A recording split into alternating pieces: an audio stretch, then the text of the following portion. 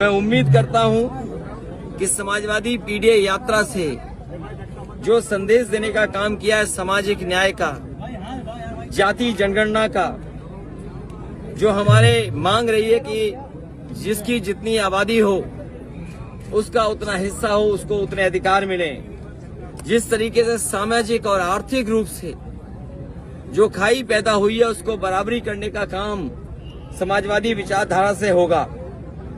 वहीं आजम खान साहब जैसे और हमारी पार्टी के बड़े नेता उन सब पर झूठे मुकदमे जिस तरह सरकार लगा रही है और अल्पसंख्यक खासकर मुसलमान भाइयों पे ये सरकार लगातार अन्याय अत्याचार किया है। देश में किसी नेता के खिलाफ या उसके परिवार के खिलाफ इतने झूठे मुकदमे सरकारी स्तर पर और राजनीतिक भारतीय जनता पार्टी ने दबाव नहीं बनाया होगा जितना मोहम्मद आजम खान साहब के परिवार पर बनाया है। हमें उम्मीद है भविष्य में उन्हें न्याय मिलेगा। मैं इस यात्रा की सफलता के लिए अभिषेक यादव और इनके साथ जितने भी सहयोगी साथी चल रहे हैं, मैं उनको बधाई देता हूं, क्योंकि बहुत मेहनत का काम है, परिश्रम का काम है। कई बार मैं तो दावा कर सकता हूं, जिस यात्रा में हम लोग निकले हैं और जहां से चल करके जहां समापन किया है, एक भी काम भारतीय जनता पार्टी का नहीं दिखाई दे रहा है। चाहे वो IIT हो, SCL हो, और या फिर जहां पर अमूल के प्लांट के पास हमारे तमाम साथियों को फ्लेवर्ड मिल्क पीने का मौका मिला। ये जो बड़े बड़े कारखाने, बड़ी बड़ी संस्थाएं बनी हैं या जो इंफ्रास्ट्रक्चर के बड़े काम हुए हैं, समाजवादियों के हैं।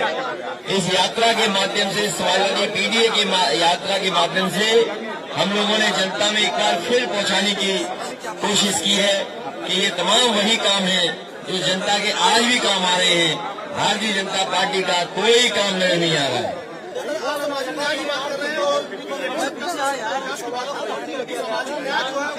भारतीय जनता पार्टी का सबका विकास फर्जी है, सबका साथ सबका विकास उनका फर्जी है।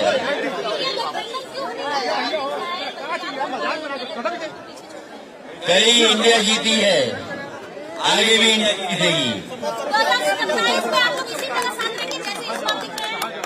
ये जो साथ है, जितने भी समाजवादी पार्टी के साथ दल हैं, उन सभी दलों को साथ लेकर के आगे बढ़ेंगे पीडीए यात्रा से।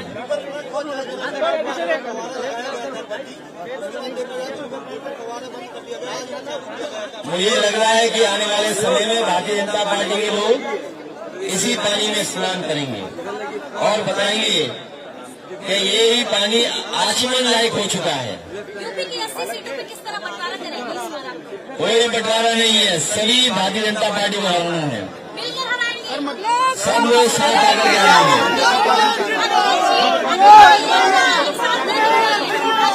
हमारी अनेकता में एकता है।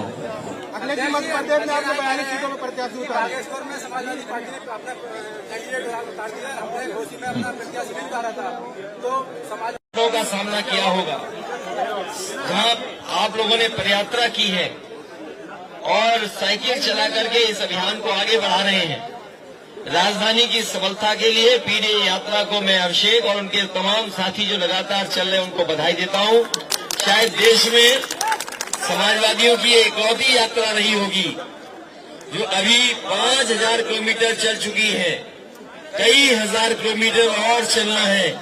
हमें भरोसा है कि जिस यात्रा को लेकर के ये निकले हैं, जिस संदेश को लेकर के निकले हैं, सफलता मिलेगी और 2024 में समाजवादी पार्टी और समाजवादी पार्टी के सहयोगी ऐतिहासिक सीटें जीतेगी और पीडीए की सफलता 24 में दिखाई दे रही है।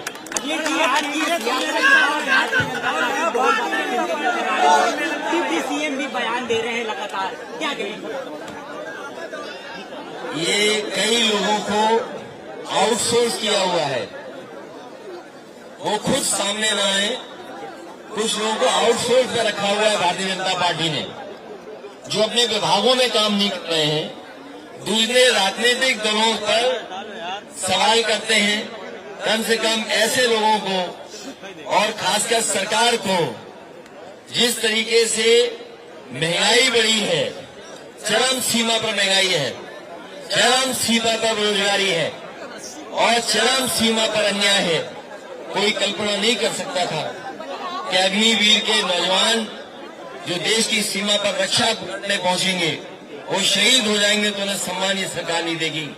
जो शहीदों को सम्मान नहीं देती वो राष्ट्र के लिए कोई काम नहीं कर सकती। ये राष्ट्र जिसने शहीदों का सम्मान नहीं किया है। अखिलेश यादव